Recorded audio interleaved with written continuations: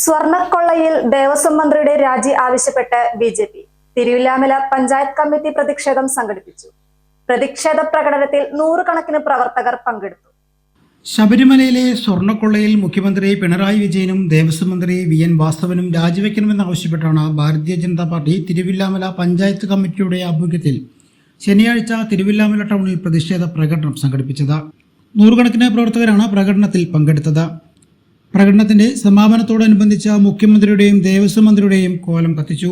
തുടർന്ന് നടന്ന പ്രതിഷേധ സമ്മേളനത്തിൽ ബി.ജെ.പി. തൃശൂർ നോർത്ത് ജില്ലാ വൈസ് പ്രസിഡന്റുമാരായ P K. Mani, K. Balakrishnan, Thiruvilwamala panchayat committee president Jayaprakash Kumar, vice president Velukkutty, general secretary Sheela Panicker, സെക്രട്ടറിമാരായ ശ്രീയേഷ്, ശ്രീലേഷ്, പയ്യന്നൂർ ബ്ലോക്ക് പഞ്ചായത്ത് അംഗം ആശാദേവി തുടങ്ങിയവർ നേതൃത്വം നൽകി.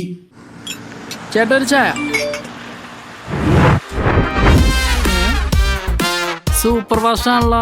ഇതിന്റെ കേരള വിഷൻ വൈഫൈയാ? ഫാസ്റ്റ് ഒക്കെ തന്നെ, പക്ഷെ Kerala Vision wifi connection free ആണ്. ചായ ഫ്രീ അല്ല, കാശട് Kerala Vision free wifi connection. Free ആയി കണക്ട് ആവൂ.